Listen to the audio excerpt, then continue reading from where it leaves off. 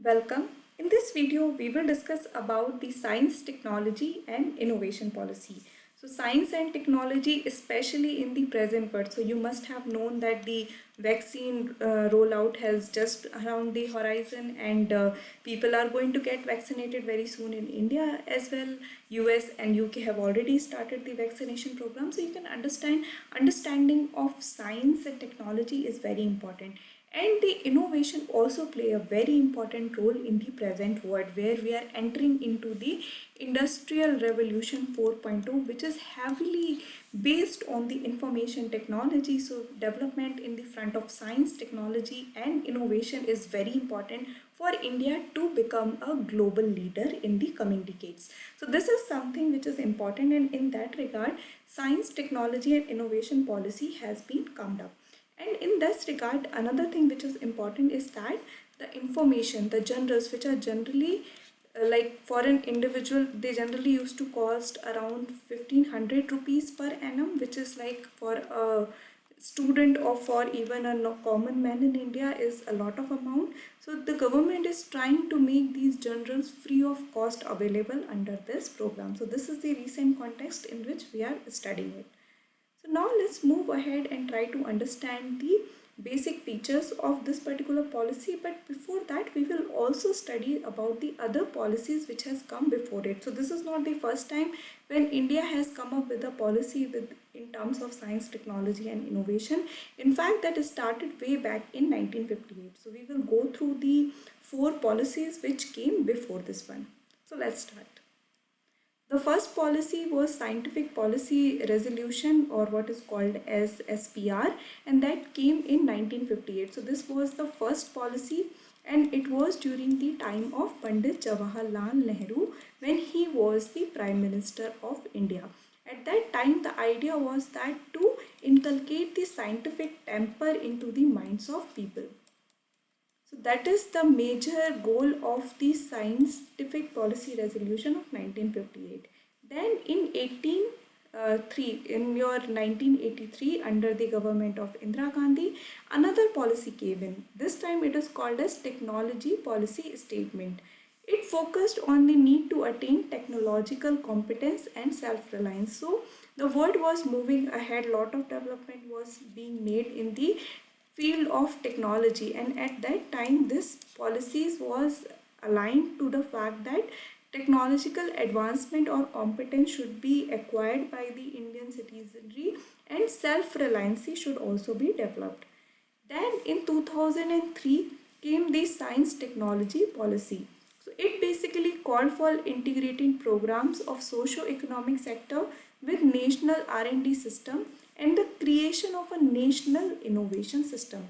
What does this like basically means is that there should not be the silos development, that there is social economic issues and then there is R&D development. There should be a close link with it. R&D development should actually help in the development of socio-economic sector, and that is what this policy envisioned, that science and technology should be utilized for the development of the socio-economic sector.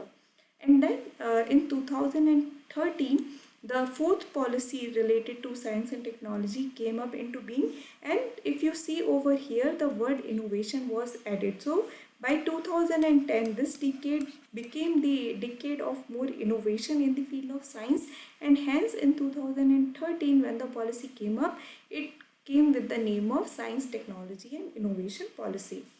It aims at promoting science and technology led innovation ecosystem in the country and broadly linking science, technology and innovation to socio-economic priorities were of the key aspect of the STIP 2013. So along the line of 2003, this 2013 policy also aimed to link the socio-economic sector with the science technology, but this time the idea of innovation was also very much embedded into the policy itself, that the methods, the various processes which are involved in doing that require innovation. So there are a lot of problems which are coming up in new decades, and all these will require innovation solution. In that regard, it is important that innovation is pursued as a policy statement.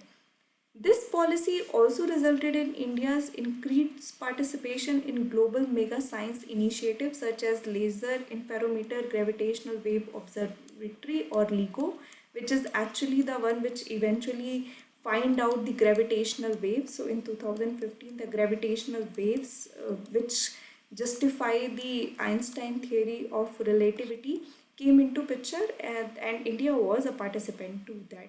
Apart from that, Large Hadron Collider, or what is called as LHS CERN, which eventually led to the finding of God's particle. Again, India had a participation over here itself. So you can understand, because of the science, technology and innovation policy, India was able to represent at one of the major breakthrough in science which has happened in the last decade. So going forward in the fifth policy also, these things needs to be go ahead. Now, this is time. Let's try to talk about the fifth national STI policy, or what you can call as the Science Technology Innovation Policy fifth.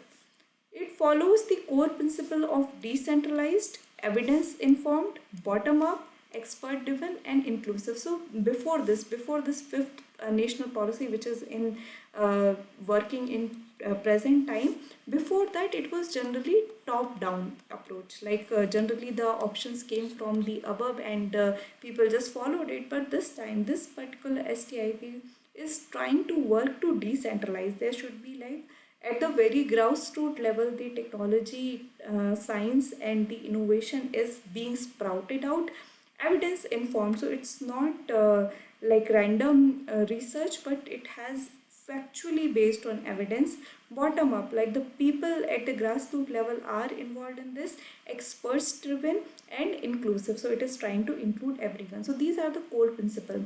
It is going to be dynamic in nature with a robust policy governance mechanism that includes periodic review, evaluation, feedback, adaptation, and most importantly, a timely exit strategy for policy instruments. So it's not like the policy will keep on going perpetually, but there will be a exit strategy as well. Apart from that, all the science paper, all the what you can say new innovation which will come into picture, they will go through periodic review. There will be evolution, and there will also be feedback to it. So this is something again very integral part of the fifth national STI policy, and this is going to be community driven, which means that the government will provide with the mechanisms, but the driving factor is going to be the community. So community is going to drive this fifth national STI policies. What are the vision? Now we just saw what is the core principle and what is its aim to do. Let's also put light on its vision, like what is it envisioned to do. So major thing is it's going to place India among top 3 scientific superpower in the decade to come. So this is the thing. US is already a scientific superpower. So is Russia. China is also catching up a lot, and India would also want to be here. So that is the thing. That is the major vision, that we want to make India into the scientific superpower.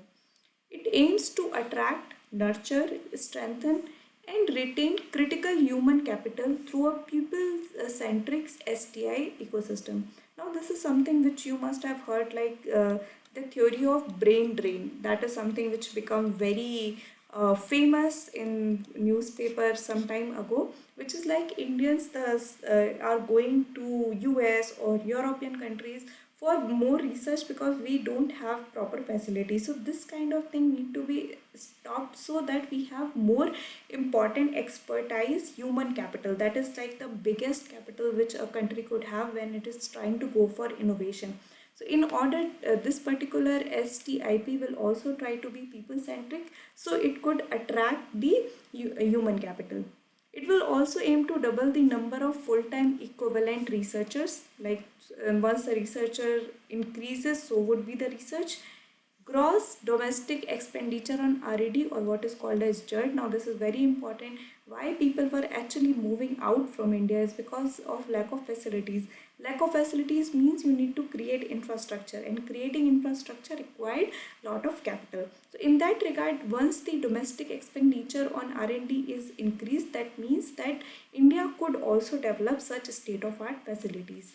Also, private sector contributions to JARD every 5 years also need to be increased, because government in its limited source and with a lot of places to put its money on will not be a very good partner in terms of developing the infrastructure. And in that case, private sector could come in and also help in bridging the gap.